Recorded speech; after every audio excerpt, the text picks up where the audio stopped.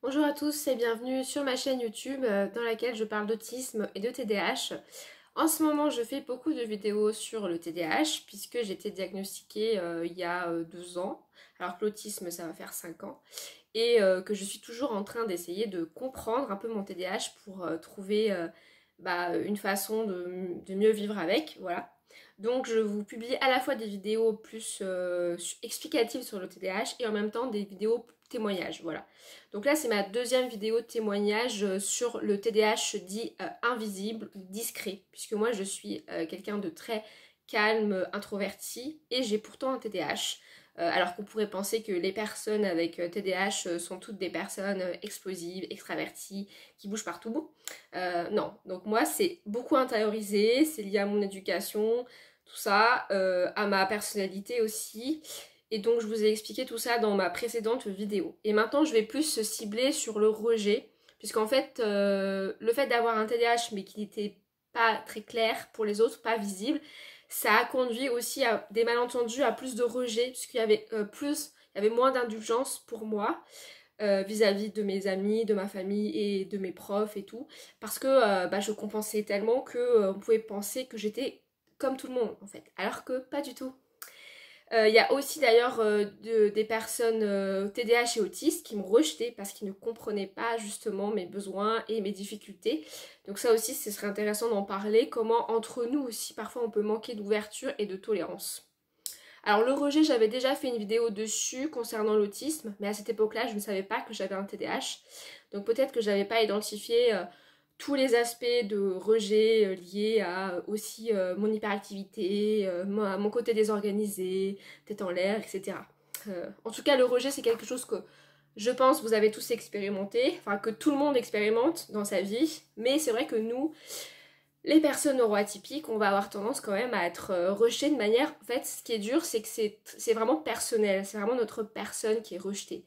Enfin, c'est-à-dire qui nous sommes en tant que personnes différentes, avec nos particularités, qui apparaissent comme des déficiences, comme des manques pour l'entourage.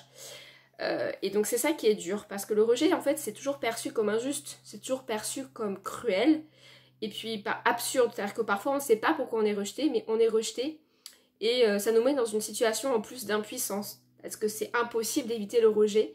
Et c'est impossible de forcer quelqu'un à nous accepter. Donc si le monde entier a décidé de nous rejeter, même si c'est pour une raison complètement absurde, voire pas de raison du tout, on ne peut rien faire. Et donc c'est vrai que c'est difficile quand même de vivre. C'est difficile de construire une estime de soi solide quand on vit ces situations-là, surtout quand c'est personnel. On n'est pas rejeté parce qu'on a fait quelque chose de mal, parce qu'on a mal agi, parce qu'on a eu un comportement qui a déplu. Alors ça peut être le cas, mais souvent quand même j'ai remarqué qu'on était rejeté vraiment pour des raisons qui d'ailleurs échappaient à la personne qui nous rejetait et qu'on ne comprenait pas nous-mêmes. C'est-à-dire que la personne qui rejette, je pense que ça en dit plus sur elle que sur nous déjà. Surtout quand c'est pas vraiment clair et qu'il n'y a pas vraiment de raison en fait précise. Et je pense que si elle nous rejette, c'est parce qu'elle voit chez nous quelque chose qu'elle ne supporte pas. Et qu'est-ce qu'elle ne supporte pas, en fait? Eh bien, c'est qu'elle s'est construite, cette personne, dans une certaine idée de qui il fallait qu'elle soit. Dans une certaine idée de la norme et de ce qu'elle devait faire pour être acceptée. Voilà. Et en fait, elle s'est un peu coupée d'elle-même et elle a un peu renoncé aussi à accepter finalement ses fragilités, parce qu'on en a tous, ses propres failles. Et quand elle nous voit, nous, en fait, nous, on lui renvoie ça. On lui renvoie des failles, des fragilités qu'elle n'accepte pas chez elle. On lui renvoie aussi quelque chose, une acceptation de qui on est, parce que nous, on n'a pas d'autre choix que d'être dans une introspection, quand même, assez tôt, de pouvoir définir nos besoins et de pouvoir se placer, non pas dans un rapport de je suis comme tout le monde pour pouvoir être acceptée, mais je suis moi-même pour pouvoir me respecter. Et des personnes qui sont qui ont peur justement du rejet, quand elles nous voient nous avec notre finalement notre capacité à nous écouter et puis à être nous-mêmes librement, je pense que ça renvoie quelque chose de très douloureux chez elles et que pour cette raison, ça déclenche une agressivité. Souvent, j'ai remarqué que des gens se sentaient attaqués par nous. Et c'est pour ça que j'ai fait une vidéo sur le harcèlement. Je pense que les personnes neuroatypiques, autistes et avec TDAH sont 2 fois plus victimes de harcèlement que les autres parce que en fait elles ont cette authenticité, elles ont cette capacité à s'accepter qui est insupportable pour des personnes qui ont renoncé depuis longtemps à être elles-mêmes et à s'accepter et à accepter ses failles. Voilà, c'est ce qui explique qu'il y a beaucoup de violence et qu'elles elles se sont attaquées parce qu'en fait elle a renoncé et nous on n'a pas renoncé à être nous-mêmes. Donc je sais que c'est dur d'être rejetée. Je sais que c'est une souffrance. Moi, en fait, j'en souffre beaucoup. J'aimerais être acceptée par mes pairs. J'aimerais être comprise. Et en fait, souvent, les reproches qu'on me fait, ce sont des reproches sur ma personne. C'est ça qui est dur. Je suis une personne compétente, mais par contre, ce que je suis personnellement déplaît. Ça, c'est compliqué. Et j'ai remarqué aussi que parfois des personnes qui avaient des comportements répréhensibles étaient plus facilement pardonnées et excusées que des personnes qui n'avaient pas de comportement nuisible, mais qui étaient juste différentes en fait. Donc la différence est plus dangereuse que la malveillance, il faut croire. Voilà. Alors quand on est en plus avec un TDAH et très bien compensé, il va y avoir plein de malentendus qui vont aussi entraîner parfois du rejet, une intolérance. Moi je parle d'intolérance aussi. Donc par exemple l'hyperactivité, souvent cette hyperactivité qui est bien compensée chez nous, enfin chez les personnes comme moi avec un TDAH discret, euh, pardon, en fait ça va être perçu négativement par les gens. Déjà les gens vont pas se dire que c'est parce qu'on a un TDAH qu'on est hyperactif et du coup c'est normal parce que c'est lié à un manque de dopamine qui fait qu'on doit compenser donc on fait plein de choses, etc. Pas du tout, ils vont pas se dire ça. Ils vont juste voir une personne qui n'arrive pas, qui ne tient pas en place, qui n'arrive pas à se poser, qui fait des caprices, une personne qui se disperse, qui part dans tous les sens, qui n'est pas mature. Donc c'est vrai que moi, alors déjà je tiens à dire que pour moi c'est une souffrance cette hyperactivité, que j'aimerais vraiment en fait être plus calme à l'intérieur et ne pas avoir besoin de faire autant de choses, de mener autant de projets de front, d'avoir tout le temps quelque chose en tête pour être bien, enfin un projet ou quelque chose, d'avoir toujours un défi, parce que c'est fatigant en fait, c'est fatigant. Et non seulement il faut toujours faire des choses, mais en plus il faut faire des choses qui soient stimulantes et qui soient aussi où il y a une intensité, où il y a une profondeur. Parce que si c'est des choses mais qui sont un peu plates ou répétitives, là encore ça va pas. Donc moi je sais que j'ai besoin de travailler, mais par contre si mon travail devient trop répétitif et puis trop plat, un peu là travailler à la chaîne, là ça va pas du tout m'aller, même si je vais beaucoup faire d'heures. Hein. Donc ça c'est difficile pour moi parce que dès le matin en fait je suis un peu dans une impulsivité où il faut que ma journée démarre. Et donc il faut que je planifie un peu des choses dans ma tête. Et une fois que j'ai planifié ces choses, je m'apaise, ça va mieux, je sais ce que je vais faire des choses, donc mon emploi du temps il est cadré. Et déjà, ça peut paraître un peu psychorigide de fonctionner comme ça. Parce que finalement, on n'est pas trop dans le laisser aller, dans je vais voir un peu ce que je vais faire de ma journée, on verra comment je me sens, etc. Et en plus, ça peut là encore apparaître comme si bah, finalement j'étais pas capable d'être calme et juste de vivre en fait. Alors je tiens à dire que ça n'a rien à voir, le fait d'être hyperactif et le fait quelque part de vouloir s'échapper ou de vouloir fuir quelque chose. C'est pas parce qu'on met en place beaucoup de choses qu'on ne vit pas chaque chose avec à 100%, avec une implication et une intensité. Donc c'est pas de la fuite en avant, c'est pas qu'on veut fuir qui nous sommes, c'est pas qu'on veut fuir un mal-être. Parfois ça peut être le cas, hein, mais c'est pas ça. C'est vraiment quelque chose, je pense, qui est un mécanisme en fait d'adaptation à notre TDAH, à notre hyperactivité. Et toutes ces choses que l'on fait, elles sont toutes vécues, ressenties, vraiment, et intégrées de manière entière, de manière vivante. En fait, c'est vraiment être en vie, mais être en vie deux fois plus que les autres, parce qu'il y a deux fois plus de choses qu'on expérimente. Voilà. Et c'est vrai que même dans les activités, là encore, il y a une recherche d'intensité, de profondeur qui peut être mal perçue. Qui peut être perçue alors moi, comme si j'étais prétentieuse. Parce que moi, franchement, il y a tout un pan de la littérature que je n'arrive pas à lire parce que ça m'ennuie. Voilà. Et je sais que c'est pédant peut-être de ma part, mais c'est comme ça. C'est pas assez stimulant. Alors qu'il y a une année où j'ai voulu lire La recherche de Marcel Proust, et ben j'ai tout lu et c'était génial. C'était un défi intellectuel pour moi et ça m'a énormément apporté. même si ça peut être perçu comme prétentieux de lire ce genre de littérature. Je sais que j'adore Virginia Woolf et qu'il y a plein de gens autour de moi qui trouvent que Virginia Woolf c'est imbuvable, c'est hermétique. Je suis un peu d'accord.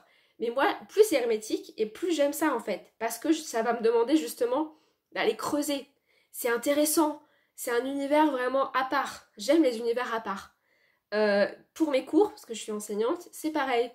Quand je fais Maupassant, c'est un peu plat, c'est un peu compliqué. Voilà, je préfère faire Victor Hugo, enfin, mais des livres moins connus de Victor Hugo, pas Les Misérables, vous voyez. Il y a toujours ce côté un peu recherche d'originalité, recherche de quelque chose d'unique, de quelque chose qui va créer un enthousiasme, voilà, un petit défi. Et c'est vrai que tout ça, ça peut être bon vu comme si je me prenais trop la tête. Alors ça, on me l'a beaucoup répété aussi, que je me prenais trop la tête, que je réfléchissais trop, etc. Alors que je pense que une personne qui est hyperactive de manière extravertie va peut-être plus s'épanouir dans le sport, dans quelque chose une activité physique. Elle va plus être motrice. Et du coup, j'ai l'impression que l'hyperactivité motrice, elle est plus acceptée que l'hyperactivité mentale. Parce que l'hyperactivité mentale, ça fait vraiment la personne qui se fait des nœuds au cerveau, qui est tout le temps trop en train de réfléchir, qui est trop cérébrale. Moi, on me l'a dit, hein, je suis trop cérébrale, je réfléchis trop, je suis pas capable d'être dans la simplicité, je suis prétentieuse, je suis arrogante, enfin voilà. Et en fait, donc je tiens à dire que ce ne sont pas déjà, ça ne définit pas ma personnalité, mais que tout ça est lié en fait à mon TDAH. Et entre guillemets, j'ai pas le choix. Vous pouvez pas me forcer à lire un truc qui va m'ennuyer, ça va être horrible. D'ailleurs, l'ennui est mon pire cauchemar. Voilà. Donc ça, c'est compliqué. Et puis c'est vrai que comme on a besoin de défis, souvent on change assez vite de projet, on change assez vite d'objectif, et donc ça aussi, ça peut donner l'impression d'une certaine immaturité, ou encore, voilà, la personne elle a encore un nouveau projet, mais on sait que ça va pas aboutir parce qu'après elle va se désintéresser de ce projet. Donc là encore, ça peut aussi être sujet à du jugement. Et donc là encore, la première personne à se juger, bah, c'était moi. Hein. C'est-à-dire que moi, je comprenais pas pourquoi je n'allais jamais au bout de mes projets. Il y a aussi cette notion d'effort dont j'ai déjà parlé dans le TDAH qui est assez cruelle parce qu'on fait beaucoup d'efforts pour peu de résultats. Donc moi, combien de fois j'ai fait des efforts, mais incommensurables, qui n'ont pas abouti. J'ai écrit un roman pendant 3 ans qui n'a pas abouti. Enfin, j'ai fait plein... J'ai préparé un voyage pendant 8 mois, un tournage, un documentaire qui n'a pas abouti. Enfin, combien de projets non aboutis, de trucs un peu mégalos où dès le début, en fait, j'aurais dû me rendre compte que ça n'allait pas le faire. Mais voilà, c'est comme ça, la vie est faite d'essais-erreurs. Et ça, c'est compliqué. C'est compliqué aussi, tiens, d'ailleurs, au niveau scolaire. Tiens, je tiens à faire un aparté sur ça. Parce que je trouve que c'est très difficile d'avoir un TDAH et de s'épanouir au niveau scolaire. Alors que je pense que quand on est autiste, si on trouve notre intérêt spécifique dans une matière scolaire, ça peut vraiment être tout bénef pour les autistes. Ça peut vraiment leur donner justement un objectif, hein, comment dire, une occasion d'exceller et donc de construire une confiance en eux, une estime d'eux-mêmes qui sont saines, de pouvoir faire en sorte qu'ils s'épanouissent plus tard dans leurs études et ensuite dans le monde professionnel. C'est vraiment un atout immense pour les autistes si leur intérêt spécifique est intellectuel et correspond donc au moule scolaire. Par contre, les personnes avec TDAH vont être les grandes victimes du moule scolaire puisqu'en fait, nous sommes des personnes qui nous agitons, qui réfléchissons trop, on n'est pas capable de se tenir, et puis on va vite changer. On va avoir tendance aussi à ne pas aller au bout d'une tâche, vous savez, on va avoir tendance à faire du hors-sujet, louper une partie de la consigne, ou ne pas la respecter parce qu'on a aussi une certaine rigidité mentale. Donc si on a décidé qu'on faisait comme ça parce que ça nous intéresse plus que la consigne, on va le faire. Et du coup, on va se planter. Et en fait, ça me fait un peu de peine aussi de voir comment le moule scolaire peut détruire la spontanéité des enfants et adolescents avec TDAH et leur capacité formidable, leur créativité aussi, leur originalité. Ce sont des personnes qui questionnent le cadre aussi. On les pousse un peu à bout, quoi, nos profs. On leur dit, mais regardez, est-ce que c'est pas plus intéressant de faire comme ça malgré nous, parce que bon, moi, voilà, j'étais très discrète, un peu complètement effacée et tout, mais en fait, dans mes résultats scolaires, dans l'irrégularité de mes résultats, je l'ai questionné sur, tiens, pourquoi là ça passe, pourquoi ça passe pas. Voilà, en fonction aussi de la personnalité du prof, parce que je pense que les personnes avec TDAH peuvent être très dans l'affect. Soit j'avais 18 de moyenne, soit j'avais 6 de moyenne, parce que si le prof me plaisait pas, voilà. Et donc ça, c'est vrai que c'est difficile pour nous parce que on n'aura pas on pourra pas construire une estime de nous-mêmes positive par l'école souvent. Ou alors les personnes qui le font, c'est parce qu'elles ont un HPI qui leur permettent de compenser. Enfin, elles ont d'autres choses, mais souvent quand même c'est compliqué le rapport à l'école. Donc moi-même, même si je suis enseignante, hein, je tiens à dire que j'ai un rapport à l'école compliqué, que je ne suis pas sentie comprise par mes profs, que mes profs ne comprenaient pas pourquoi j'étais complètement éteinte, pourquoi je faisais du hors-sujet, pourquoi je devais tout le temps demander à ce qu'on me réexplique les consignes. Je pense que j'ai été perçue comme assez immature et voilà, et j'avais l'impression qu'ils aimaient pas les personnes comme moi. Ils préféraient des élèves peut-être plus explosifs, plus caractériels, avec plus de personnalité, parce que là encore, les personnes calmes, les personnes introverties, souvent sont pas très bien perçues. On confond souvent le fait d'être calme et introverti avec le fait d'être froid et hautain. Alors que moi, ça me fait rire parce que moi, je suis tellement émotive. Je vois pas comment les gens peuvent croire que je sois froide, mais c'est peut-être le cas. Hein. Alors qu'à côté de ça, des personnes qui vont être beaucoup plus expansives et parler beaucoup ne sont pas forcément des personnes chaleureuses et très humaines. Voilà, mais bon, il y a ce biais-là, donc c'est compliqué. Ensuite, l'autre partie qui était mal perçue, c'était mes émotions. Donc le fait d'avoir des réactions très fortes émotionnellement, qui pouvaient paraître excessives et qui là encore pouvaient sembler être de l'immaturité, comme si je ne savais pas gérer mes émotions. Et on disait beaucoup des phrases comme il faut que tu te blindes, tu verras plus tard la vie, on n'est pas dans le monde des bisounours, enfin des trucs comme ça. Et c'est ça, ça donne l'impression qu'en fait on est infantilisé et on est considéré un peu comme un enfant qui doit apprendre les codes et qui n'a pas encore voilà, appris comment le monde fonctionnait. Et à ce sujet d'ailleurs, je me rappelle d'une vidéo que j'avais vue sur la prestation de Louane, la chanteuse, vous savez, qui a un TDAH. Dans l'émission là qu'il a révélée, elle chantait Un homme heureux de William Scheller, c'était sa première prestation et elle était complètement envahie par ses émotions évidemment, parce que c'est quand même une expérience très choquante. Et je me rappelle des réflexions à la fin des membres du jury qui lui avaient un peu dit bon, il faudrait que tu apprennes quand même un peu à gérer tes émotions, bon, il faut travailler sur toi, enfin des remarques très infantilisantes. Et en fait, je trouve ça un peu dur de dire ça parce que c'est vraiment méconnaître. Bon, il ne le savait pas, mais c'est pas pareil de vouloir dompter un cheval fou qu'un petit âne dans son pré, vous voyez. On n'est pas au même niveau en fait que les autres. Donc pour nous, évidemment que c'est beaucoup plus difficile, beaucoup plus coûteux de canaliser ses émotions, qu'il ne faut pas culpabiliser de ne pas réussir à le faire, y compris à l'âge adulte, y compris quand on a plus de 30 ans, 40 ans, 50 ans, qu'on a eu des enfants, parce que c'est un combat de tous les jours, et c'est neurologique. Donc voilà. Il y a aussi mon côté désorganisé, qui était mal perçu. Alors, j'ai fait des études, mais en fait, c'est un peu paradoxal de dire que je n'étais pas vraiment scolaire et du coup, que j'avais tendance à avoir du mal à être claire. Ah, et ça, c'est quelque chose aussi qui m'a beaucoup...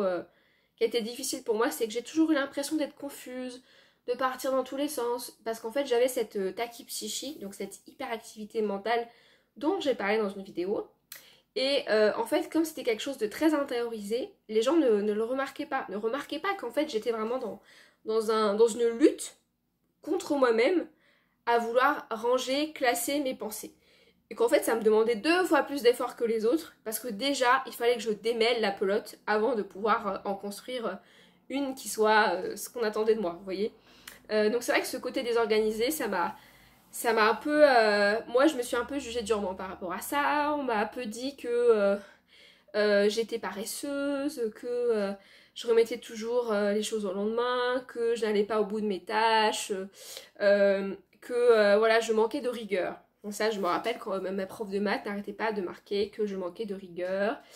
Parfois aussi les oublis. Alors les oublis, ça c'est quelque chose que j'ai vécu alors, avec des personnes autistes. J'ai vécu une certaine intolérance par rapport à mon côté un peu tête en l'air, où parfois j'oublie des trucs, ou alors quand je parle parfois c'est pas très clair parce que je m'emmêle les pinceaux, ou je vais être fatiguée et du coup je vais parler un peu vite. Et ça j'ai remarqué qu'il y avait certains autistes qui avaient du mal avec ça. Et parce que eux en fait peuvent avoir une façon plus procédurale, on va dire, plus carrée et plus rigoureuse, j'ai remarqué. Alors que moi c'est vrai que j'ai quand même ce côté-là parce que je suis aussi autiste. Mais en même temps, comme j'ai beaucoup de difficultés par ailleurs de fonction exécutive et de, voilà, de gestion de mes pensées, tout ça, en fait, bah, j'ai quand même ce côté où parfois bah, je suis un peu moins claire, où je suis un peu plus lente, où bah, je vais faire des erreurs, je vais oublier des choses, je vais oublier des étapes. Et ce côté-là, bah, en fait, ça pouvait m'attirer un peu ouais, un jugement et aussi une intolérance vis-à-vis des autistes. J'ai aussi eu des personnes avec un TDAH extraverti qui ne supportaient pas mon côté introverti. Qui avaient, parce qu'en fait, eux, ils avaient besoin d'exprimer au niveau moteur leur énergie. Tandis que moi, j'étais plus dans une introspection à essayer de ranger ma tête avant de pouvoir être présente pour la personne. Ce qui fait qu'on avait une énergie presque qui s'opposait et qui ne pouvait pas du coup correspondre en même temps. Voilà. C'est un peu cette difficulté-là que j'ai expérimenté. Donc si je résume, c'est le côté hyperactif, mais qui n'est pas aussi visible que pour une personne avec un TDAH extraverti. C'est tout le côté tête en l'air, rêveur, on a l'impression qu'on papillonne, qu'on fait pas les choses à fond, tout ça. Alors qu'en fait, c'est qu'on a beaucoup de pensées à classer et on a une grosse charge cognitive en fait. La gestion des émotions, alors c'est vrai que pour les personnes avec un TDAH extraverti, ça va sortir de manière explosive, beaucoup plus vite, beaucoup plus frontalement.